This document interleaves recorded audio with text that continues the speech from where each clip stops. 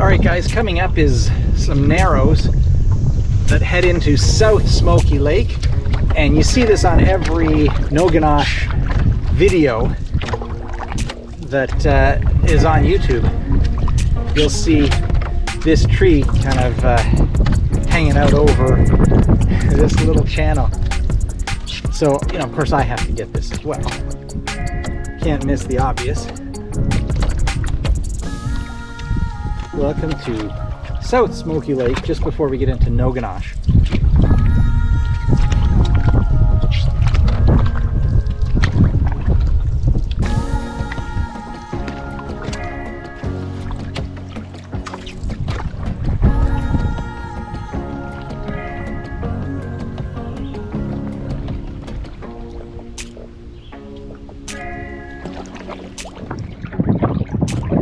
So here we are opening up into Noganosh Lake. I know it just looks like a big open expanse, but this is sort of the main part, sort of a crossroads of several junctions on Noganosh.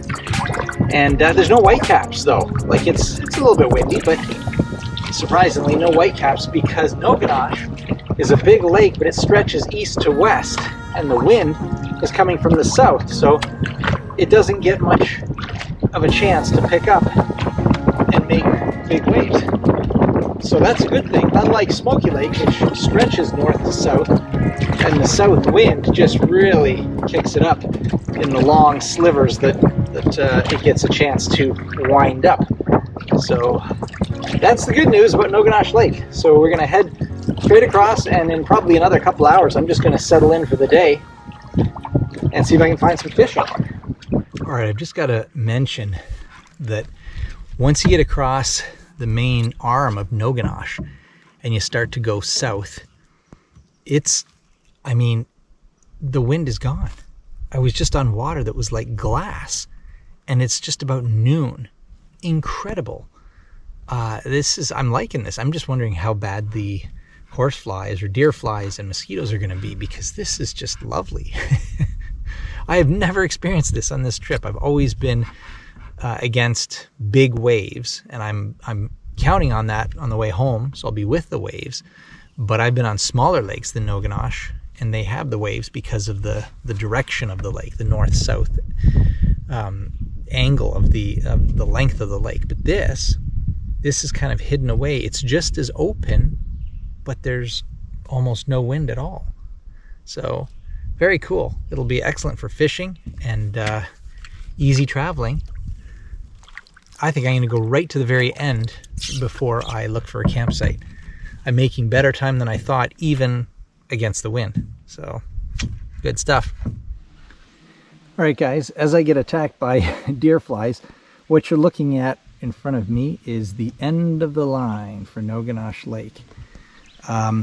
It's at the very, very bottom of Noganosh Lake, this part of it anyway, and that begins a 2-kilometer portage. That's the takeout point I just showed you, for a 2-kilometer portage into a lake called Sunny Lake, and then another 200 or so yard portage into Portage Lake, because you just sacrificed your soul or your body on this portage, so they named the lake after that.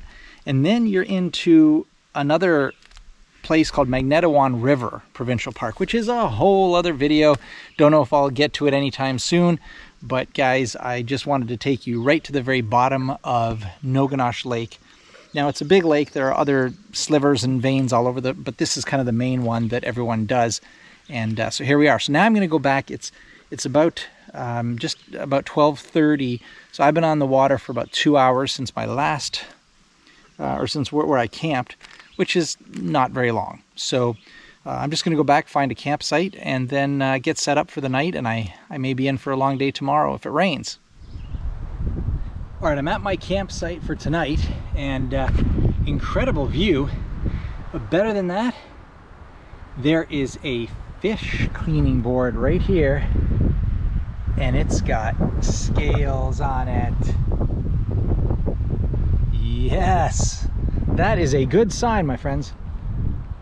I'm going to be setting up camp at midday. It's not even 2 o'clock, and I am I'm kind of on my way back now to the put-in point, but I'm going to spend the night here, and I'm going to spend the rest of the afternoon after I set up camp fishing. So I keep saying I'm going to be trying fishing, but so far I haven't really delivered too much.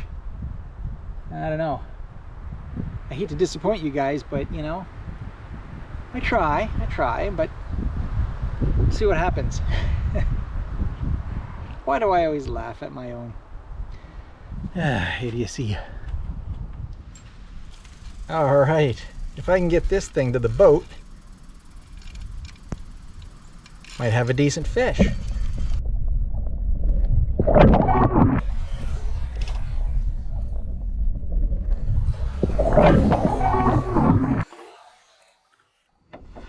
All right, guys, this is a keeper. It is my first Noganosh Lake largemouth. That's about, what is it, 15, 16 inches long or so. That there would be a keeper. I need something to eat, and Noganosh, you did not disappoint. All right, we got another one. Trolling just a jointed rapella. All right, my friends, another foot long, maybe 13-inch long largemouth, just trolling a jointed rapella. This guy right here. This rapella is older than I am. Literally, I've had this since I was a kid. Some things never change, right? I'm gonna let this guy go, and he can grow bigger for another day.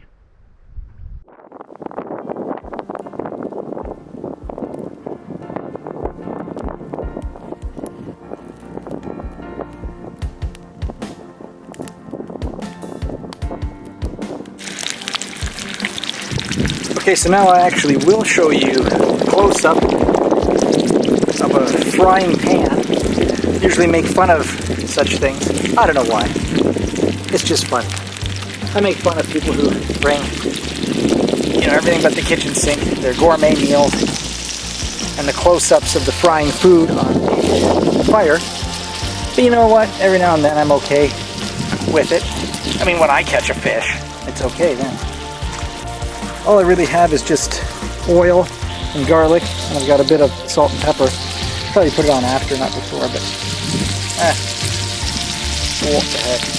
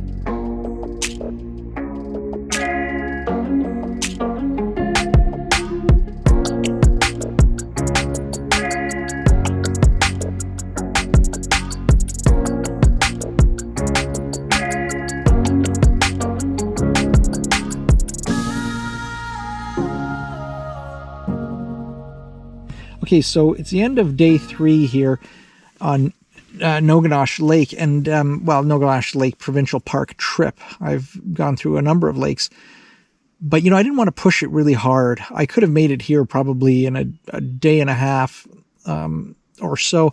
And, you know, the whole idea is to enjoy, right, and to fish along the way. And I've got a really efficient solo lake tripping canoe, a Bell Magic.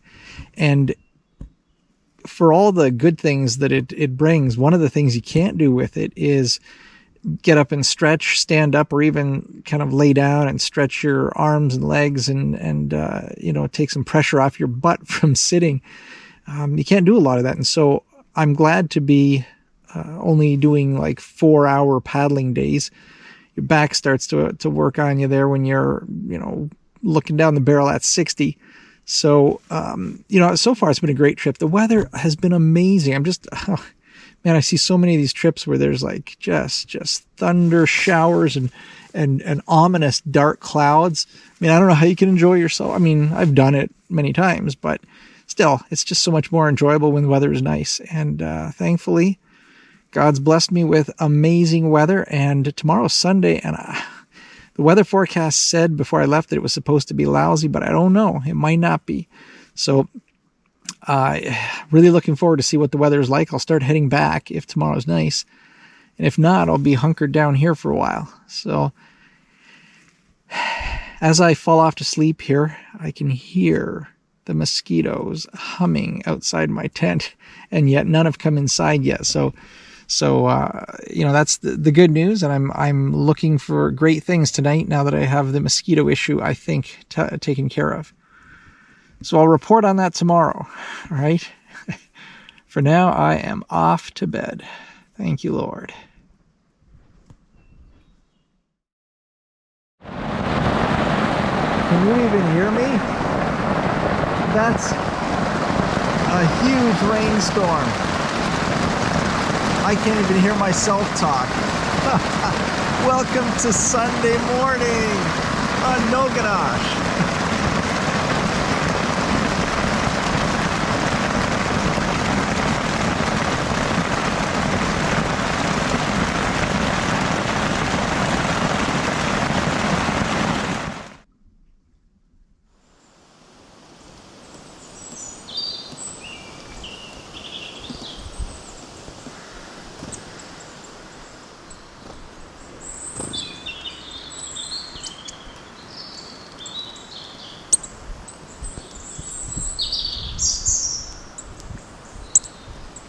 Okay, so the rain has stopped, and it's a cloudy day, though quite windy. So I have to figure out if I'm going to drag my butt out of bed anytime soon and start my journey back, or just make it the most leisurely day ever and stay put under my tarp and hammock for the rest of the day and see what tomorrow holds, which is supposed to be a nicer day. So I actually don't even know what I'm going to do. So I will assess in a few minutes and then determine my course of action.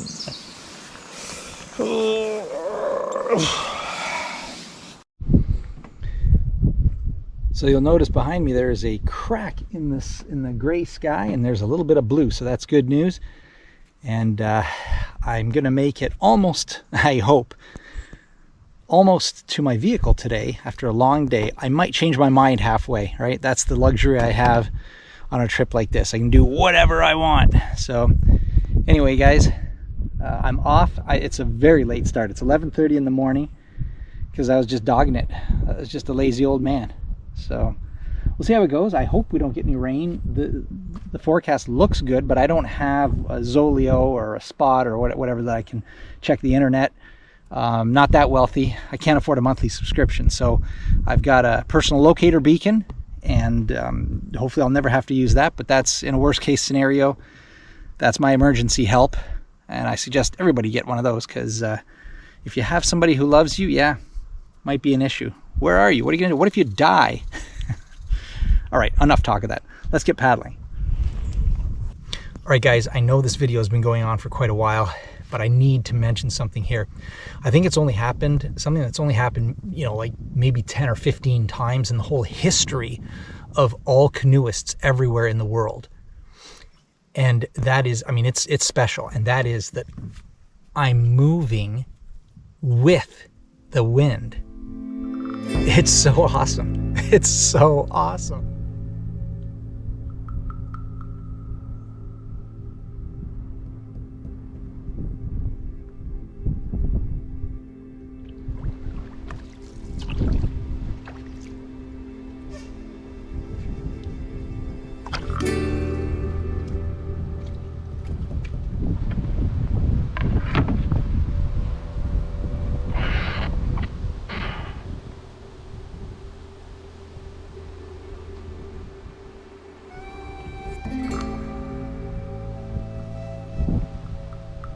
Oh, oops, sorry.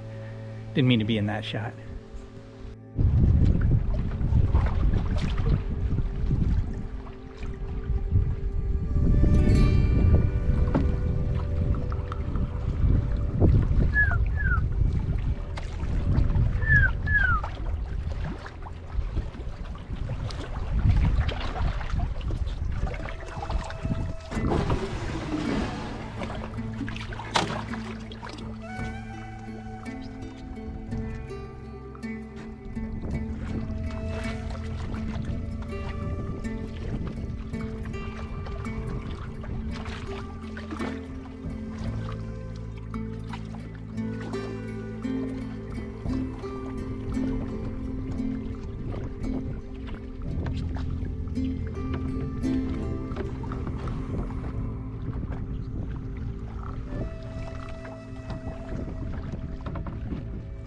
All right, I wish I could show you, but didn't have a chance to get my camera out. But I met a kindred spirit on one of my portages.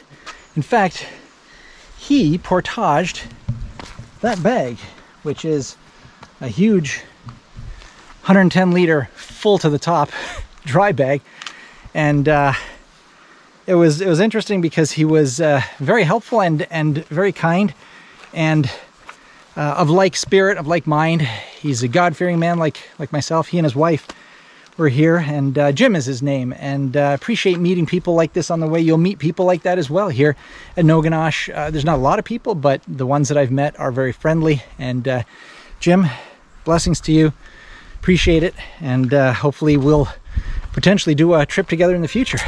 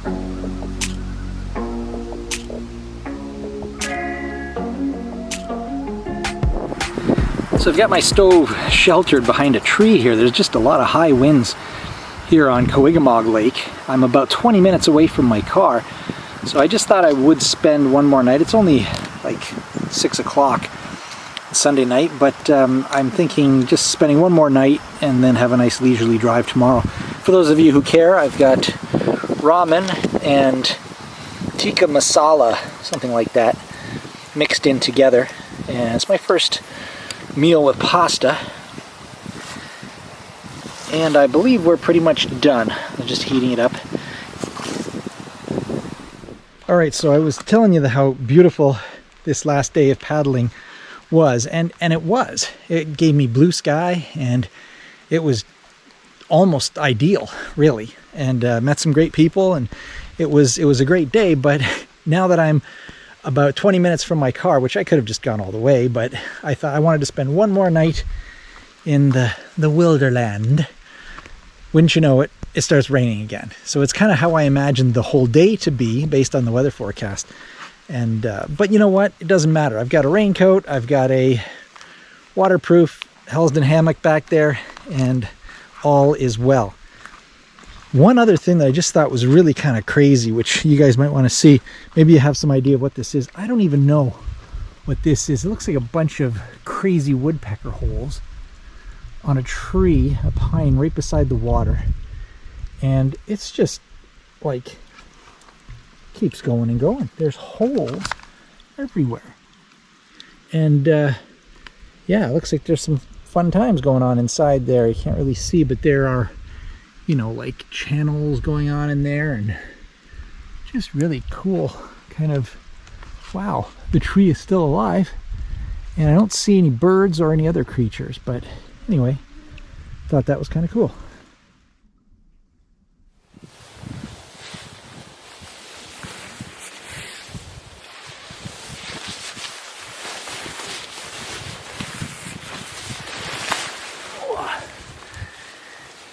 Guys, you've heard me talk about the Helsden hammock in a couple of my videos. I've done a full video review of it as well.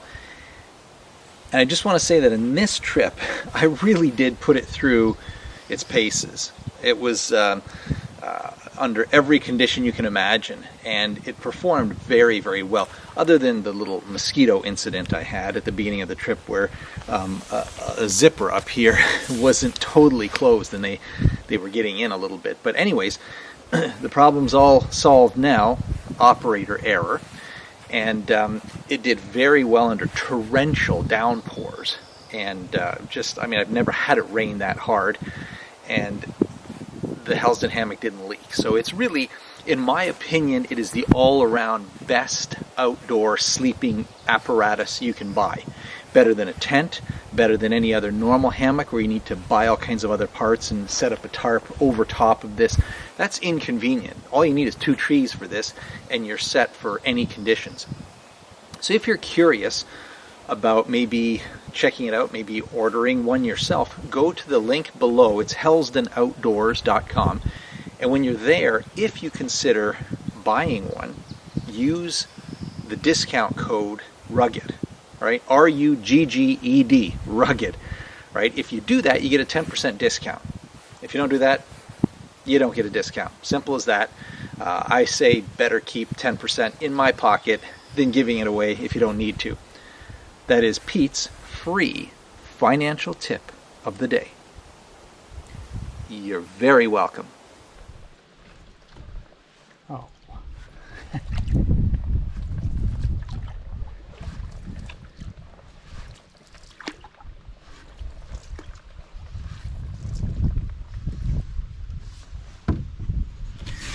All right, guys, as you can tell, I'm in my vehicle ready to go now, but there's just 2 quick things I want to tell you before I do, and I think they'll be helpful for you. One is just an overview of the trip, and the trip is an excellent trip for any starter canoeists looking to get introduced to portaging. There's only a couple of short portages, and it takes you into a lake where there's excellent fishing and quite literally endless or virtually endless opportunities to make your own trip, because you can go over here and then portage there and go over here and go to that loop, and it goes on and on. I just did a quick in and out, and it was still pretty extensive. So a lot of opportunities if you live anywhere near southern Ontario or central Ontario. If you live in Toronto, you're like 3 hours away, or anywhere else in like even western New York, you're like 5 hours away. So it's accessible. So it's really something I would suggest. This is a definite purchase, definite buy. But the thing is, it doesn't cost anything other than the cost to get here. So something to think about. The other thing I just want to mention, unrelated to that, but it might be helpful for some of you guys. I had just an unusual experience over these days, and I'm really starting to experience it more now, just since I've just gotten back. And that is that I've had some sort of chronic pains much of my life, like in my right shoulder from just sports injuries, just athletics in high school and college. You just kind of wear it out with all kinds of different sports.